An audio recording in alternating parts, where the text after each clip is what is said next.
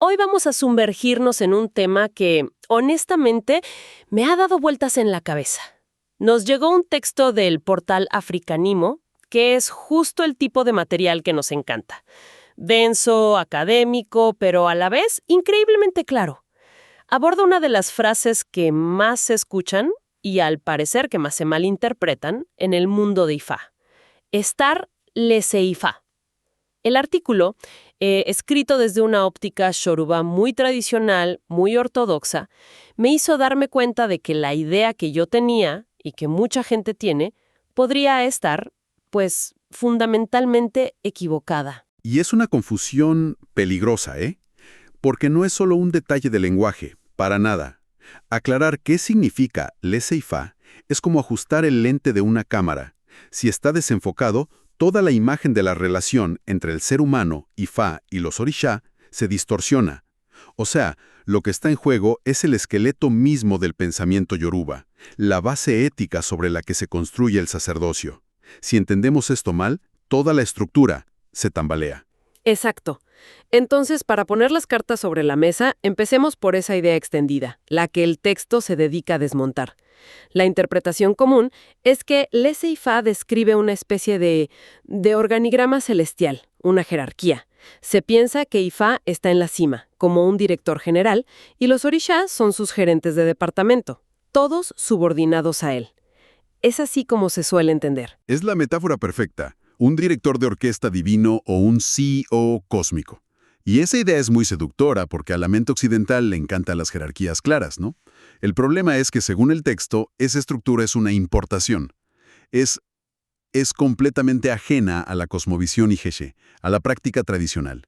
El material sugiere que esta idea nace de simplificaciones, a veces para hacerla más digerible fuera de su contexto, y bueno, seamos honestos, otras veces por lo que el texto llama ego sacerdotal. Ahí quería llegar, justo a eso. Porque esa idea de un jefe divino tiene una consecuencia muy práctica. Si Ifá es el jefe de los orishá, entonces el sacerdote de Ifá, el Agwo, se convierte en una especie de supervisor de los otros cultos.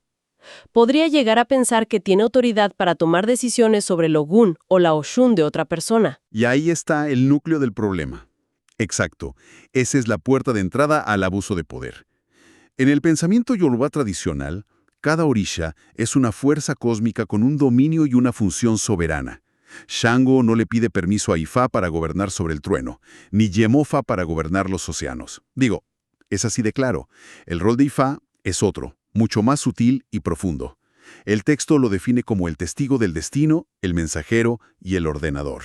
El que tiene el mapa. Eso, es quien tiene el mapa, no quien comanda los ejércitos. Entiendo. Me queda claro lo que laissez-faire no es. No es una cadena de mando. Pero eso me deja con una pregunta más grande. Si no se aplica a los orishá, entonces, ¿a quién o a qué se aplica? Y aquí es donde el texto da un giro de 180 grados a la perspectiva. Es una de esas frases que te obliga a releerla 2 veces, fíjate. Dice, no son los orishá los que están bajo Ifá. Es el Agwo el que se pone bajo Ifá. ¡Wow! Eso lo cambia todo. Todo. No es una condición divina, es una elección humana. Es un giro total, porque cambia el foco del poder del sacerdote sobre los demás al poder sobre sí mismo. Desarma instantáneamente a cualquiera que use a Ifá como un martillo para imponer su voluntad sobre otros cultos. Laissez-Ifá deja de ser una estructura de poder celestial para convertirse en un modo de vida, en una postura ética, espiritual, que el practicante, especialmente el Agwo, elige asumir voluntariamente. Ajá. Es una renuncia consciente al yo creo o yo quiero para someterse a la guía de lo que revela el Odú, que es el cuerpo literario sagrado de Ifá. Y supongo que esa elección no es solo una declaración de intenciones. El texto debe detallar lo que implica en la práctica, ¿no? Por supuesto. No es una idea abstracta para nada. El artículo es muy claro en que vivir laissez-Ifá se traduce en acciones muy concretas. Primero, consultar a Ifá antes de tomar decisiones importantes. Ok, lógico. Segundo, y quizás lo más difícil, obedecer el consejo de Ifá, incluso cuando no te gusta, cuando va en contra de tus deseos o tu lógica. Uf, eso es fuerte. Y tercero, saber detenerse cuando Ifá dice no. Y cuarto, un punto crucial, la prohibición explícita de usar el conocimiento de Ifá para dominar, menospreciar o invalidar otros cultos de Orisha. Esto redefine completamente el concepto de autoridad espiritual entonces. No se trata de cuánto sabes o cuántas iniciaciones tienes, sino de tu nivel de autodisciplina, de coherencia. Justo a ese punto quería llegar. La autoridad no emana del título, sino del compromiso vivido. Bien, entonces, si no hay una relación de subordinación, ¿cómo interactúan Ifá y los Orisha? Porque, es obvio que en las consultas de Ifá se habla constantemente de los Orisha. Claro, y para aclarar esa dinámica, el texto nos regala una fórmula que es de una simpleza y una profundidad brutales. Son 3 verbos que lo explican todo. Ifá revela, Orisha ejecutan, el ser humano obedece. Ifá revela, Orisha ejecutan, el ser humano obedece. Es potente. Volviendo a tu analogía del mapa, es como si Ifá fuera el cartógrafo que te entrega el mapa detallado de tu destino. Los orishas son las fuerzas que operan en ese mapa. El río que tienes que cruzar, la montaña que debes escalar, el bosque que te da refugio. Son las energías que ejecutan las acciones en el mundo. Exacto. Y el ser humano es el viajero, que tiene la opción de seguir el mapa o de intentar abrirse camino a ciegas. Y esa analogía del mapa es útil porque también implica que hay múltiples rutas, y es Ifá el que te dice cuál es la tuya, no que las otras rutas no existan. Por eso cuando en una consulta Ifá marca que una persona necesita la energía de Ogún, no le está dando una orden a Ogún. No le dice, Ogún, ve y resuelve esto. Claro, lo que hace es revelarle al viajero. Atención, en este tramo de tu camino, la herramienta indispensable es la tenacidad, la capacidad de abrirte paso. Necesitas la intervención de Ogún. Confirma la soberanía y la necesidad del Orisha, no lo subordina. Entiendo la distinción, es sutil pero fundamental. Pero en la práctica, para un creyente que recibe esa indicación, ¿no se siente como una orden? ¿Cómo se maneja esa delgada línea entre revelación y mandato? Es una pregunta clave, sí. La diferencia está en el foco. Un mandato implicaría que Ifá es la fuente del poder. La revelación significa que Ifá es la fuente del conocimiento sobre dónde reside el poder necesario para esa situación específica. Ah, ok, ya veo. Por eso el texto es tan duro con frases como «todo pasa por Ifá» o «sin Ifá no hay Orisha». Las califica de apropiación indebida del conocimiento y de una falta de respeto a la autonomía de los Orisha. Ifá no es la única puerta. Es el sistema que te entrega el llavero completo y te dice qué llave abre qué puerta en cada momento de tu vida. Y supongo que todo esto no es una interpretación moderna o una opinión personal del autor del artículo. Debe estar fundamentado en las fuentes, ¿verdad? Absolutamente. El artículo dedica una sección entera a demostrar cómo este principio de autodisciplina está tejido en la propia tela de los odú, los versos sagrados. Si Lesé-Ifá es el compromiso, entonces los odú son como la constitución o el código de conducta que detalla exactamente lo que ese compromiso implica en la práctica. Me gusta esa idea, un código de conducta. ¿Y qué ejemplos nos da el texto? Pues mira, se detienen varios, pero hay algunos que son especialmente elocuentes. Por ejemplo, cita el odú Ediogbe, que es el primero y el más importante. Este odú establece el principio de que la palabra del agua solo tiene peso y autoridad cuando es un reflejo fiel de lo que Ifá ha dicho. Ajá.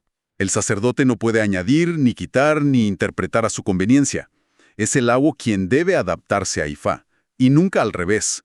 Esa es la base de todo. O sea, desde el primer capítulo de ese código de conducta, se deja claro que el protagonista no es el ego del sacerdote. Para nada. Y luego menciona a Oye Kumeyi, que es el segundo odú. Este habla de la importancia del silencio y la humildad. El texto extrae una enseñanza poderosa de aquí. Vivir Lesé Ifá implica saber callar cuando Ifá no autoriza hablar. Piensa lo que significa eso en un mundo donde todos sienten la necesidad de opinar sobre todo. Exacto. Aquí la sabiduría no está en hablar mucho, sino en hablar solo cuando tu palabra está respaldada. Eso va totalmente a contracorriente de la idea del gurú que tiene una respuesta para todo. Hablemos de otro ejemplo. El texto menciona el dolor, el obedecer aunque duela.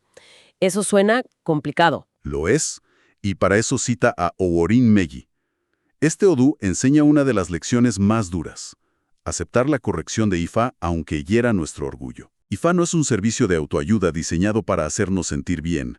Es un sistema de guía para vivir en armonía con nuestro destino, y a veces ese camino requiere que confrontemos nuestras propias fallas. Claro. Y es que obedecer aunque duela. Piénsalo por un momento. Es de lo más difícil que se le puede pedir a alguien. Va en contra de nuestro instinto de autoprotección. Por eso el texto insiste tanto en que esto es una disciplina. Y el artículo también menciona el abuso de poder.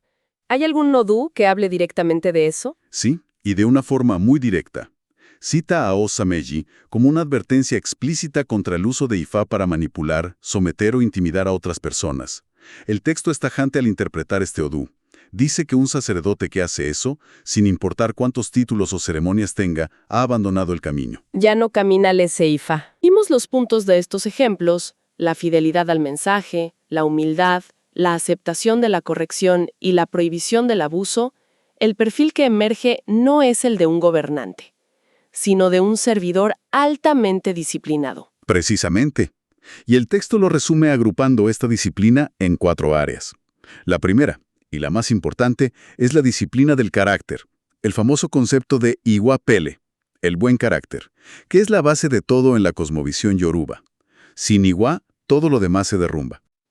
Luego viene la disciplina de la palabra, que es no hablar sin el respaldo de Ifá, la disciplina del ritual, hacer lo correcto en el momento y la forma correctos, y la disciplina del conocimiento, que implica un estudio constante para entender, no solo para memorizar. Un agua que no vive el Ifá, concluye el texto, puede tener el cuarto lleno de objetos sagrados, pero espiritualmente está vacío. Carece de Ashe, de autoridad espiritual real. Queda clarísimo. Ifá no es un título que se recibe, sino una vida que se vive. Para recapitular la idea central que nos deja este análisis tan profundo de africanismo, la noción de que Ifá es el jefe de los orishá, en una especie de jerarquía celestial, es, pues, un malentendido fundamental. No es una teología de poder vertical, es un compromiso ético horizontal, una decisión personal y diaria. Exacto. Es la elección de un ser humano, de un practicante, de someter su propia vida, su ego y sus acciones a la guía de una sabiduría superior manifestada a través de Ifá. Es un camino de humildad, coherencia y obediencia consciente. Hay una frase en la conclusión del texto que me pareció la forma más contundente y hermosa de resumirlo todo. Ifá no se demuestra dominando Orisha, se demuestra dominando el propio ego. Uf. Esto invierte por completo el paradigma de la autoridad espiritual.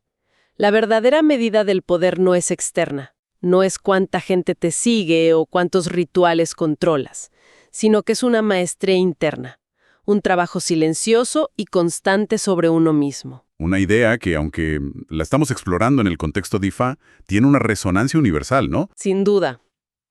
Y creo que nos deja con una reflexión final, una pregunta que se desprende de todo lo que hemos conversado. Si aceptamos la premisa de este texto, que el verdadero poder espiritual no reside en controlar a otros ni a las fuerzas divinas, sino en el dominio del propio carácter, ¿cómo cambia eso nuestra forma de ver a los líderes, a los guías, a las figuras de autoridad en cualquier camino espiritual o incluso en el mundo secular? ¿Qué es lo que realmente deberíamos estar buscando en ellos?